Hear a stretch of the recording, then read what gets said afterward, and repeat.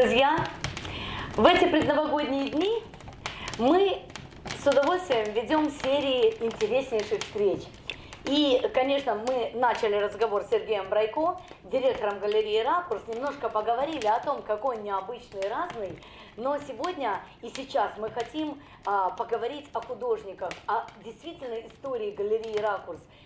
Напоминаю, что 20-летие галереи «Ракурс» мы завершим праздновать 26 октября 2021 года.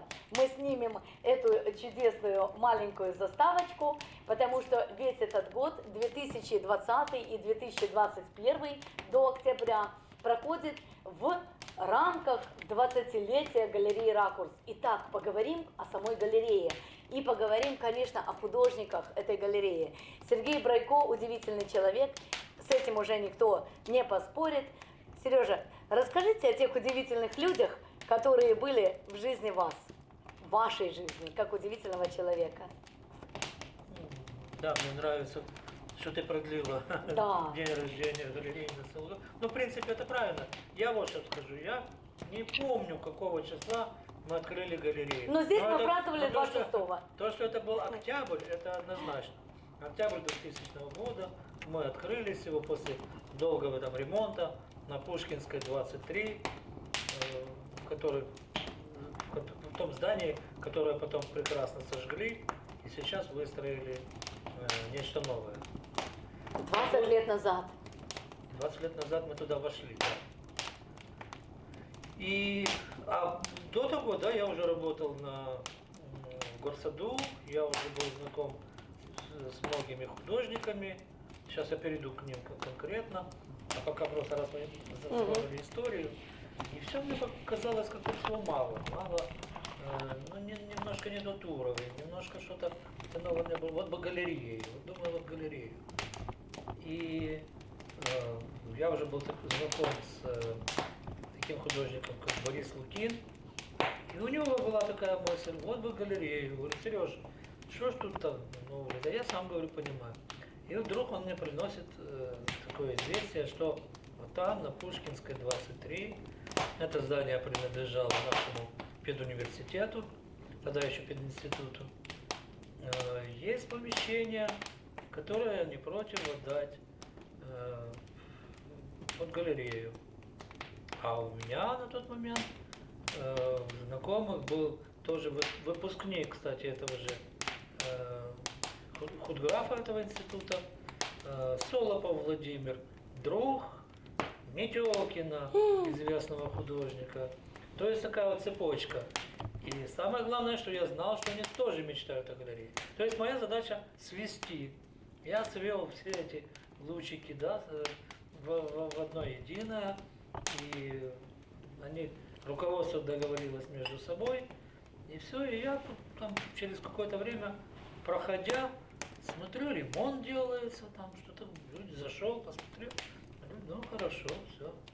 Как бы Мавр сделал свое дело, Мавр... Воплотилась мечта. Ну да, ну я-то при чем здесь? Через время уже действительно, когда полностью там ремонт заканчивался, я еще раз зашел, и была уже в тот момент Солопова, жена Володи Солопова, Оля. Я говорю, где ты лазишь, где тебя... Я говорю, ну как где? Я в Горсаду, всегда там, да. Все, мы уже заканчиваем, тут уже открытие у нас, ты давай, приступай к обязанностям. Для меня это было откровение, потому что я не думал, еще раз повторю, думал, что Мавр сделал свое дело, Мавр может отдыхать. Нет, она меня привлекла, говорит, давай. И мы действительно были полезны друг другу, потому что у семьи Солоповых были деньги, у них была мечта, у них был бизнес свой. А я уже имел какой-то опыт. Наполнение дал. Я опыт имел, знакомство с художниками и знал, как выставки проводить и все остальное. Ну, а теперь, да, конкретно к художникам. Вот первый, кого я, да, в Горсаду, с кем я познакомился, это был Влад Метелкин. Он меня сразу поразил своей харизмой. Это действительно человек и до сих пор такой харизмой. Очень светлый. Да, он когда заходит в помещение, если ты помнишь, когда они тогда приехали, все, ему мало этого помещения. Мы 20-летие, кстати, праздновали не только на территории Одессы, на трех дислокациях Одессы, и помимо этого мы еще поехали в Киев, и не куда-нибудь, а в шикарную, известнейшую, вошедшую в книгу рекордов Гиннесса, да? Книга рекордов Гиннесса – это галерея «Глобус» семьи Бойко. Бойко, Брайко. Да, мы с Бойко начинали примерно в одно время. Я в Одессе, не в Киеве. Но в Киеве встречались часто, когда мы возили туда 2 раза в год на праздники свои работы художники. И стояли на Андреевском спуске рядом. И там мы познакомились. Потом немножко мы у нас разошлись пути. Я выбрал галерейное направление, вот, а они больше такое выставочное, они за границу ездили, Словения, там, Хорватия, еще куда-то, вывозили художников, они собирали художников по 300-400 работ, они когда рассказывали. Украины, да. Вот. У меня такой задачи не стояло собрать много художников со всей Украины, хотя это само собой получалось, но мне больше были интересны одесские авторы. И вот сейчас, да, через 20 лет мы решили опять вернуться друг к другу, и так получилось. Очень интересное сейчас будет сотворчество. Мы предложили им их 30-летие, они старше на 10 лет, 30-летие галереи. «Глобус», помимо того, что они, конечно, прогремят в Киеве, когда закончится карантин, мы решили их к нам в галерею «Ракурс», чтобы они и здесь сделали какое-то свое, вот «Алаверды», чтобы у них осталось в памяти празднование и на Одесской земле. И вот художники, как у вас оказались общие художники? И Коржавин, и Земляницкая, вот как, вот расскажи же, это все интересно же. Да, так вот, еще там, будучи в горсаду, я как-то начинал там креативить. То есть, да, там появляются первые мобильные телефоны. Ну, у реализаторов их нет, конечно. Да подожди, еще до телефонов были эти, как они там? Ты сам сообщаешь, кнопку нажимаешь, как же это называлось-то? Адресы, да, забыли тетрисы. да. Вот как-то такое. Ты звонок, он тебе перезвонит. Ну, в общем, я уже не помню, как была эта штука. Потом первые визитки. У реализатора вдруг визитка. Как это так? Там возмущения какие-то были. Художники не имеют. Я говорю, я не реализатор. Реализатор на 7-м километре. Вот. Я арт-дилер. Вот. Вот кто ввел это удивительное название. Потом, нет, да нет, Вернее, он его примерил на себя. Это я примерил, да, в Одессе на себя. Кстати, я создала название «Арт-консул». И вот видите, как интересно, через сколько лет, через 20 лет. Но «Арт-консул» пока я единственный в Одессе. А Сергей Брайко был тогда известным арт-дилером. Но это еще раньше, то есть это галереи 20 лет, это же еще до галереи было. Я где-то с 94-го или 95-го года в горсаду устаканился. Потом, да, так вот и люди ко мне потянулись, просто художники ко мне потянулись, потому что видят, ну, неплохо продает, вроде опрятный, не пьет там, не курил, я тогда курил. Но для того, чтобы повысить статусность, я начал курить трубку. Как Шерлок Холмс. Я ходил по горсаду, и меня слышали по запаху где-то, я хожу с трубкой, да. То есть я вспоминаю, когда там плитку очередной раз ложили в горсаду и делили эти места, вот. А у меня на тот момент уже было там порядка 15 художников, ну, в моей обойне. И я подхожу там к старшему и говорю, а можно мне вот ту аллею, дальнюю там аллею, которая дальше света? Он так обрадовался, то есть он выходит из всей этой вот там тетрадки, где все художники, сразу 15 человек, но у него голова не болит, куда их девать. Хорошо. А друзья реализаторы, ты что, дурной, что ты туда пошел? Кто туда пойдет? Друзья, реализаторы. Вот маленькие нюансы. Вы видите, насколько человек дружественный. Он не сказал конкуренты. Он сказал, друзья-реализаторы. Мгм. Кто ж там это вот? Кто ж туда пойдет на задние? Я говорю, да мне не надо, чтобы ходили. Вот, ходить пускай мне тут у вас в центре ходят. А мне надо в день 2-3 покупателя конкретных. Вот и все. То есть, ну как-то я старался на шаг опередить мышление вот всех остальных. Ой, да здравствуй, Ну, их они- Горбачев. Мышление. Ну, как- Не, мышление, ну ничего, мышление это да, это было замечательно, да. Угу. Извини. Вот таким образом, да. Потом уже и хороший, я же говорю, Метелкин потом уехал в Киев, Мельников, замечательный сейчас художник украинский, известный. А уже я когда познакомился с Вадимом Кучером Куцаном, ну это вообще, это, конечно, оставляет Он очень закрытый неизгла- человек, говорят, был. неизгладимое впечатление, такие знакомства. Он очень эрудированный, он моложе меня, но он меня многому... Ну я что, это не моя стезя была, в общем-то, я всему учился, впитывал как губка, а у него можно было многому поучиться. Я даже не знаю, с кем, кроме Крани, он и дружил-то. Было несколько Да. еще человек, вот только Володя Краня, они как-то вот по своей внутренней такой тонкой структуре. Я его даже уговорил как-то на пленэр поехать, и вот, я потом говорю, Вадик, наверное, зря я это сделал, уже после пленэра, зря я это сделал, что тебе тут, в Беляевке был пленэр, ну что там, говорю, зеленая листва, зеленая трава, зеленая река, все зеленое, говорю, что ты там. И вот его замечательная фраза, которая уже вошла в историю, он сказал тогда, почему, говорит, мне понравилось, можно и телеграфный столб написать, смотря как написать. Вот это вот, в этом-то и есть весь Кучер. Мгм.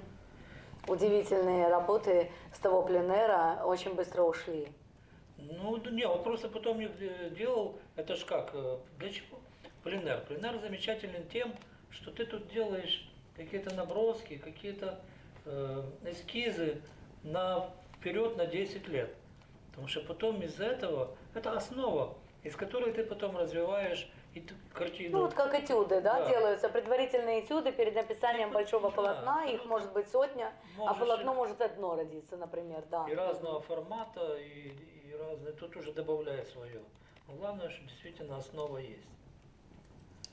Но вот в последнее время я вам скажу, что этюды приобрели значение отдельного произведения. И, наверное, за счет того, что мы делаем новый проект АВЭК-арт, это мы сейчас будем зигзагами ходить, то есть возвращаясь вдаль, говорить о сегодняшнем дне, в проекте АВЭК-арт оттачивают свое мастерство и проходит удивительная сублимация и синтез абсолютно разных направлений у художников. Они буквально не учатся друг у друга, они буквально впитывают интересные изюминки в творчестве, кому что у кого понравится, потому что они работают вместе, они видят, как пишется, и возникает вот то, что я называю квантовым скачком, когда картина совершенно другая. Ну, в общем-то, для этого французы и придумали пленэр. Ну, потому Они что были умные люди. Да, до этого все как-то в своих норках сидели и придумывали что-то свое и писали свое. А потом вот вышли на Воображение. воздух. И это был квантовый скачок. Чудесный. На самом-то деле. Да. Конечно. Французы еще как говорят, смеясь, человечество расстается со своим прошлым. А еще французы говорят, любой народ заслуживает своего короля. И это все от французов. Все-таки умные люди. Мгм. Конечно. И вот рассказывай дальше. Вот у тебя была эта галерея на Пушкинской, эти художники. Ну вот и Кучер Да, Куцан там- появился. Там уже Кто еще? образовалась группа, которую я называю друзья. Костяк. Ну, костяк, да, потому что галерей на самом деле тогда-то было достаточно много. Я как-то считал, это не считал сегодняшнего времени, я как-то сел специально посчитал, вот в конец 90-х годов, начало нулевых, было более 30 площадок в Одессе. Площадок. Площадок, да, то есть кто-то это галерея, кто-то это там дом Творчество? медработников, дом Мгм. творчества. Это все тоже площадки, на которых художники выставлялись и с удовольствием несли свои работы. И Дом ученых, дом ученых, да, это тоже вот площадка. Это не галерея, Французский но дворец. Это не галерея, но это, да, площадка, на которой можно... Ну, а вот галереи как раз, я не помню, галерея, кроме из этих музы. 30 было 20, наверное, было именно галерея. Серьезно? Да, да. Ну, они какие-то были однодневки, потому что это они открывались, потом они исчезали. Настали лихие времена, и да. То есть, почему это произошло? У людей появились деньги. У богатых людей появились деньги, которые думали, куда их деть. Ага, галерея. Но Открыточку купить. они почему-то решили, что это быстрые деньги, что на этом можно зарабатывать. Но тогда все-таки действительно менее богатые люди тоже их покупали, ходили. Сейчас сильно богатые люди. Еще был уровень менталитета, еще душа требовала чего-то такого красивого Даже не на от этого стене. зависит. Нет, А как? все-таки душа все равно у многих вот И сейчас требует, нету денег даже нет. среднего класса-то нету. Вот средний класс обычно. Да нет, покупает. именно этот средний класс как раз, наверное, и остался-то. Почему же его Нет. нет? Нет его в деньгах, нет его. А, в этом плане. Конечно. Средний класс это люди с каким-то достатком ежемесячным, предсказуемым. А нету сейчас, Предсказуемо. да. А сейчас Уверенность в этого нет. прошлом, в будущем, уверенность в будущем. Конечно. Мгм. Ну, тебе это самое, Стелла Мунтян рассказала много об этом. Но, видишь, я на эту тему могу только сказать, что не покупают. Все. И что? Вот у тебя образовался косяк. Мы и так, это знаешь, заглушаемся и уходим куда-то в сон. А расскажи же там не до сна, потому что там были события яркие. Во-первых, первые пленеры за рубеж пошли. Ну, рассказывай про Польшу, рассказывай, как вы там покоряли-то. Ближнее зарубежье. Ну, Чуть не сказала мельницы. насчет зарубежья я действительно был только в Польше. В Москву ездили от меня художники, даже не в Москву, там сейчас это большая Москва, да, такие Москва. Ездили от меня, но я с ними не ездил. Но ты организовал. Да, мы с Майновым тогда организовали. Вот, может, про кого еще надо вспомнить. Действительно, Майнов, потому что когда мы уже с Ольгой Солоповой расстались, она, уходя, забрала даже название, ведь не все, наверное, знают, что ракурс существует из 20 где-то лет 15, а до этого это был диалог. Название диалог, кстати говоря. А как можно забрать название, извини меня? Вот ты это сказал, Ну, а я подумала. документы оформлены на нее, и А. все. Как же? Спокойно, говорит, я ухожу, Мгм. вместе название, мало ли куда она потом его применит. Вот. Ну и тогда мы уже придумали ракурс. А до этого был диалог. И диалог придуман был как раз именно Борей Лукиным. У него была мечта именно вот такого, диалог с покупателем, диалог. Но мы Нам необходимо, кстати, его мечту воплотить здесь. Диалог с покупателем мы должен продолжаем. быть. Мы Да. продолжаем. У нас можно назвать и Надю, нашу прекрасную Ткаченко. Да, Да, Наденька один из первых партнеров. У нас именно Надя привела к нам Ивана Русева, да? Да. И именно благодаря Ивану Русев, Русев. мы узнали о тузловских... Русов? Русов. Мы узнали о Тузловских лиманах, мы узнали столько интересного о заповедниках. А площадка Наденьки, кстати, Ткаченко, она стала одной из первых в АВК Арт. Это была Катранка. И даже Володя Богатырев сделал целую отдельную страницу в Фейсбуке по Катранке. Группа Катранка. Настолько это базовая, наша удивительная стала такая площадка. Но в нее начали стремиться художники. Потому что Надя с душой искренне понимает людей, и это не отработка, что вот я вам дала пожрать, а вы тут мне картинку, пожалуйста, сюда подгоните. Нет, она живет этим творчеством, она среди них порхает, она чуть ли кисти уже не пробует взять, настолько ей все интересно, и настолько они тоже стали одной компанией. То есть команду туда отправляем людей, зная, что никто их там не обидит, не подгонит и не скажет, а что это вы тут валяетесь? А ну быстро, быстро на пленэр, шнель, шнель. Вот, солнце еще высоко. Нет, у Нади совершенно иначе. Она делает им творческие программы. Она там придумывает, чем покормить. Боже, у нее, ну вот она мамочка. Поэтому, конечно, о таких людях стоит говорить. А вот таких людей, кстати, Сергей Брайко находит немыслимое количество. И у него такие же люди были и в Балте.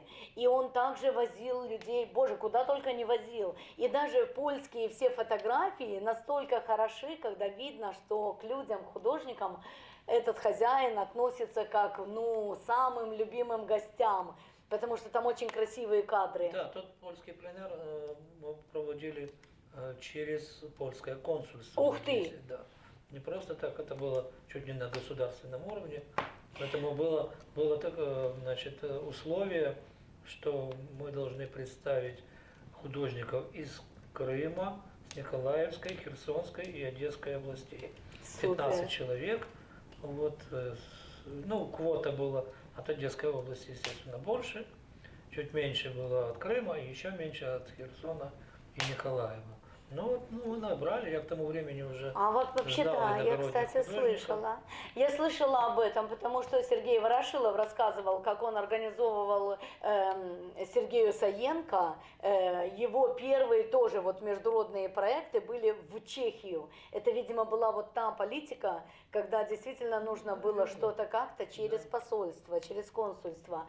Но, кстати, у нас есть планы на румынское консульство. Да. Мы не забыли нашего Да, Эмиля. И, конечно же, мы будем продолжать эту линию уже с Сергеем и сейчас, но вернемся в те далекие нулевые. Вот у нас произошел конфликт с Солоповой, да, то есть у нас вроде как разошлись дороги. И что же дальше было? Да, Вот ты остался один, все забрали. Да. 0. Да. Есть такой Петр Тетиевский. Это тоже бизнесмен, который занимается в порту кранами. И еще у него есть бизнесы другие. Но он когда-то тоже заканчивал худграф. Мне его посоветовали, мы встретились, поговорили. Родственная душа оказался. Родственная душа, конечно, да. И он согласился. Мы организовали, тогда уже появился ракурс. О. Потом мы... Так вот Тетиевский, оказывается, стоит рядом с моим Брайко, да. На ракурсе. Недолго нам, правда, удалось. Музыка играла.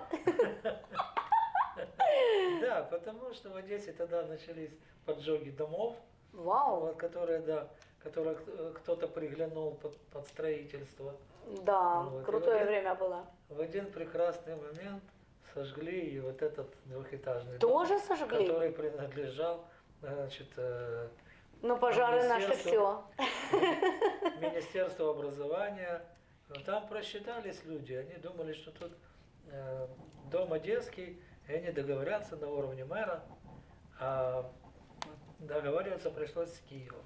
И поэтому очень долго дом на Пушкинской, угол Жуковского, стоял в разваленном состоянии.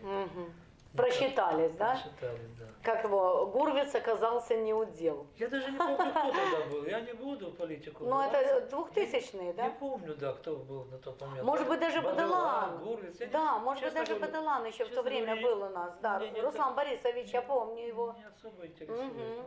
Произошел, так произошел. Такая ситуация произошла. И да, тогда удивительная история. Я еду, а понедельник мой единственный выходной, да. И я в белом костюмчике еду куда-то по своим делам в 28-м трамвае. Вдруг мне на телефон звонят люди и говорят, девушка, Кристина ее звали. Помнит? Да. Звонит, говорит, Сергей, да, галерея горит. Кошмар, вот бывает тогда? Я в этот момент проезжаю в вокзал, Пушкинскую, выскакиваю. Чем ближе я бегу к галерее, тем больше пожарных, смотрю. На тот момент там скопилось штук 10 уже пожарных машин. Поливают, пока второй этаж горит, второй этаж, а у меня первый. На первом 4 фасадных окна, это моя галерея была. Я там вылавливаю кого-то из пожарных, спрашиваю, что, как быть, но он говорит, он зашел, Я открыл дверь. Ключи, кстати, всегда при мне были. Мгм. Открыл дверь, он заглянул, там как раз была выставка Виолетты Базалий, я помню О. хорошо. И она была в шикарных рамах, и она такая ну, лаковая живопись, она красивая. Мы забыли ее отметить в каталоге. Виолетта Базалика. Нет, я отмечал. О, все, Да, слава Богу. я Я отмечал. успокоилась. Это же мы делаем каталог по 20-летию галереи «Ракурс». Мгм. Да, и вот он когда глянул на это все, так присвистнул, и говорит, мой тебе совет, все это Убирай. убирать, выносить. И вот я успел вынести все в соседний Еще двор. раз героизм. В соседний двор, да, когда уже последний я выносил, на меня сыпался потолок вот такими Балками. не валками, я не знаю еще, ну вот этот подвесной потолок. Мгм. Вот, и лился кипяток, что называется. То есть поливали уже прямо там, Мгм. надо мной уже огонь. Я в белом. Я этом- знаю, что это в этом- такое, да. В этом белом Мы это костюмчике, пережили. конечно. Хорошо выглядел, как мышь белая, промокшая такая. Вот, но спас все. Спас все, потому что люди подошли, слух по городу сразу разошелся, прибежали, начали помогать. Ни одной картины не пропало. Вот. Где-то рамочку, может, поломали, где-то стеклышко разбили. Ну, в общем-то, Но для всё пожара это ничего. было- Да, все было. Да, и сразу слух разнесся. Из Америки звонили, и из Киева, и из Москвы. Вот такая была история с И тобой. И дальше. И дальше я попал в дом медработника. а как ты попал туда? Слушай, у меня вот по жизни все время проходит Боря Лукин. О, Он мне предложил, говорит, вот же есть площадка, где там иногда что-то выставляют. Он меня познакомил с директором, вот, Людмилой тогда еще. мгм. Вот. Это мамочка нашей Оли. Да, Мгм. Вот. И она не отказала мне, говорит, да хорошо, вот помещи для хранения. Здесь вот выставки, пожалуйста. То есть, и мы таким образом начали сотрудничать. Вот. Опять-таки проработали какое-то время, пока кому-то не понадобилось и то здание. Но это же все киевские ведомственные территории, Я не поэтому а знаю. чего Киеву-то щелкать клювом? Киев не щелкает. Ха-ха. Поэтому, Опять-таки не вдаваясь, кому. ну я знаю, потому что мы пытались его отвоевать. Я знаю, мы не могли поверить в это. Когда сказали, что здание, так сказать, уходит и что надо отсюда будет все забирать, я не могла поверить в эту информацию. И как журналист, естественно, я включилась очень быстро. Мы побывали на, так сказать, профсоюзах и узнали от профсоюзов, кому принадлежит эта территория, кто те захватчики и уроды. А оказалось, никаких захватчиков и уродов, никаких рейдеров. Все по-крупному. Оказалось, что это Киев. И, конечно, территория, которая принадлежит ведомству, Министерству здравоохранения, она принадлежит Киеву. И все наши одесситы, которые ла-ла-ла, Труханов продал, ничего Труханов не продал, он и не собирался продавать, это все уходит в Киев. И там сейчас организована замечательная студия, называется «Первый городской». Ну, естественно, боссы находятся в Киеве. Но я хочу сказать, что для нас выход оттуда Да, явился, был странным, явился- плохим. Сейчас уже дальше да, я расскажу. Да, явился уже таким вот ну, Сотворчеством. Слушайте дальше. Да. Слушайте. Я на тот момент уже начал писать какие-то мемуары, вот, и что-то там пока еще в стол, как говорится. Ну, думаю, ну ладно, все, ну как, Есть чем заняться. да, намытарился уже, хватит с этими художниками, все уже. Вот сяду и буду писать мемуары. А можно я расскажу, как мы оттуда выезжали?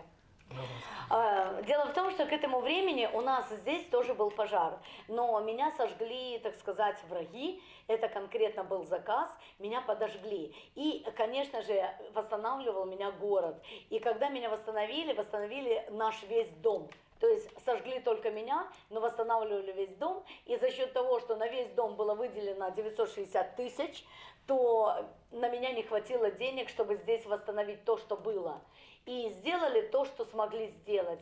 Сделали крышу, восстановили окна, поставили двери, но это сделали всем жильцам. А в том числе и это помещение, которое было с теплыми полами, которое было жилым, Это помещение восстанавливалось уже на скорую по остаточным вариантам.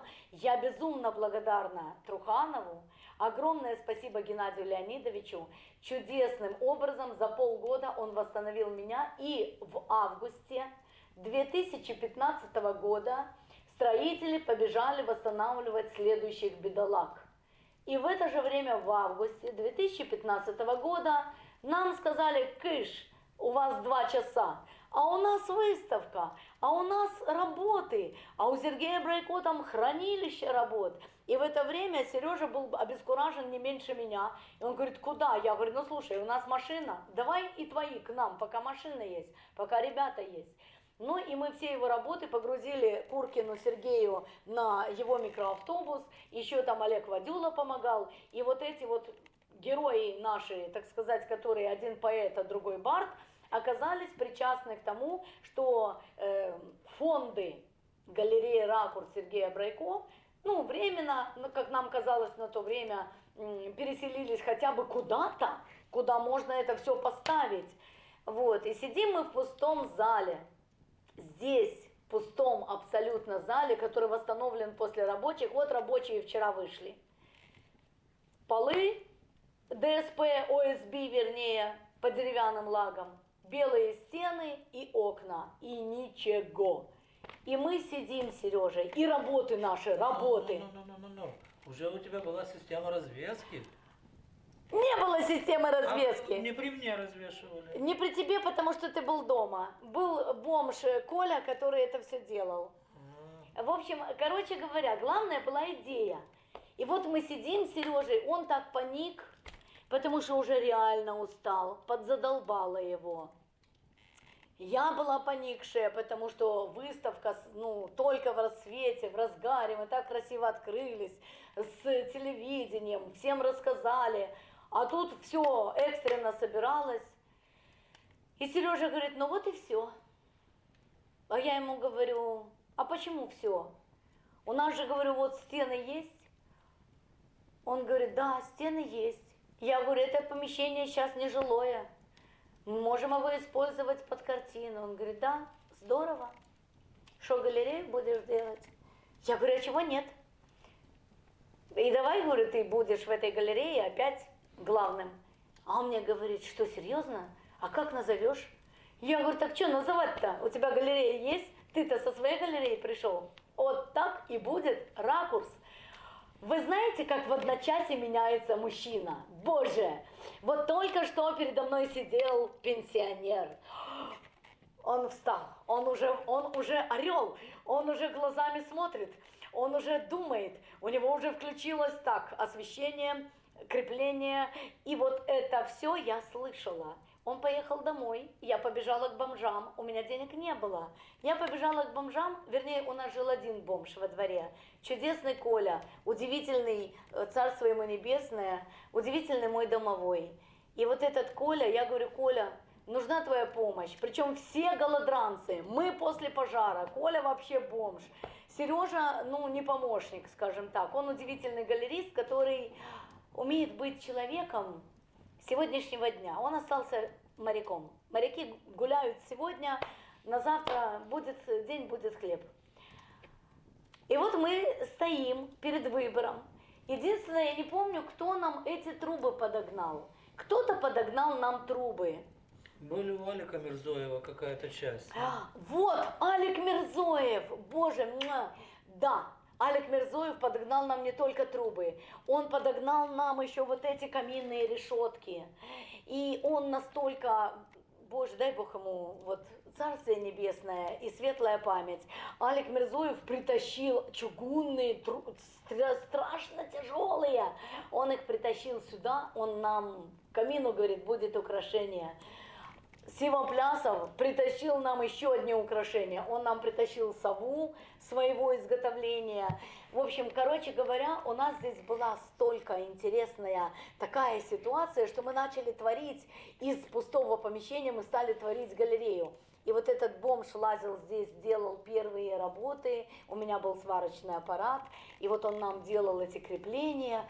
И Сережа приезжает, а у нас стоят трубы, а у нас есть крепления, и мы тогда начали. Это с августа 2015 года. Вот. Поэтому наша галерея вписалась уже 5 лет, было в этом году в августе. Ну, рассказывай. Не все. У нас же новые появились художники. Мы же о художниках рассказываем сейчас. Ну, тогда уже я макнулся не только в художников, уже тут я понял. Да, я тоже опять-таки об этом написал, но уже будет в следующей книге.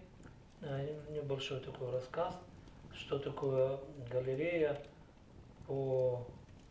По-одесски. Нет, по-колобовски.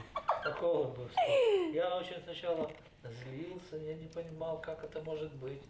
Я какие-то танцы, какие-то стихи, какие-то гитары. Ну что тут? Балаган. А потом так посмотрел, послушал, познакомился. Мне это начало нравиться. Но наша богема тоже приняла Сережу, причем, вы знаете, безоговорочно. Он настолько милый и тихий человек, более того, он креативный. То есть вот эти вот все его недовольства и ужас, они были скрыты от нас. Мы видели перед собой человека, который на нас смотрит доброжелательно. И когда барды знакомились с Сережей, им было о чем поговорить. И когда поэты общались с Сережей, я тоже с удивлением видела, что они с интересом общаются друг с другом. Они все сдружились. И вот этот синтез привел к тому, что здесь организовалось удивительное сообщество тех художников, с которыми пришел Сергей Брайко, и тех художников, которые у нас были отдельно, они все синтезировались. Очень интересно, стали замечательные выставки, интересные полотна. Нонконформизм я выдержала на одном духу благодаря Сереже. Ну расскажи вот немножко. Нет, ну тут просто надо, если ты уже занимаешься галерейным делом, надо воспринимать все.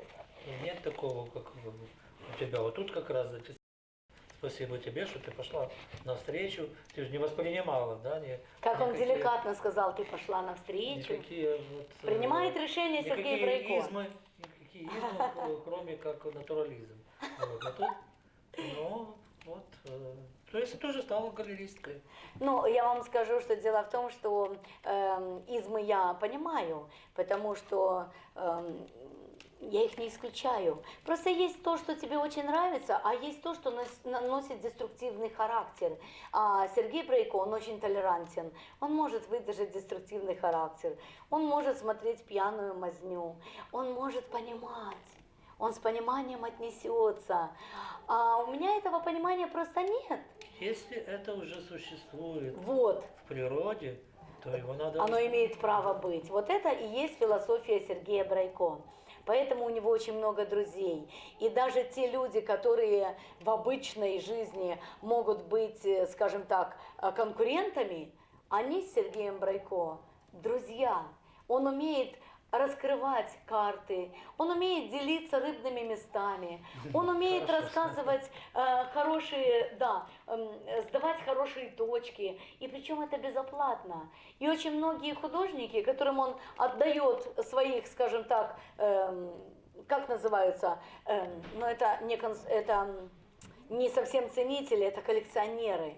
И он может художника напрямую... Делится, просто... Он делится. Он дает коллекционера художнику, они там, ну вот я знаю, что вот у нас есть Александр Боднар, кстати, а Александр Шуйский, Александр это наше все. Александр Боднар, он даже если где-то продает картину тому, с кем познакомил его Сережа Брайко, он ему обязательно там подкинет какую-то там копейку и скажет: Сереж, спасибо. На усмотрение художника, конечно. Даст, нет, ну ладно. Это тоже в следующий раз туда. Благородство, да? И, конечно, до этого года у нас безоплатная была всегда для художников территория. Я думаю, что, может быть, мы переживем этот тяжелый период такого материального скрута.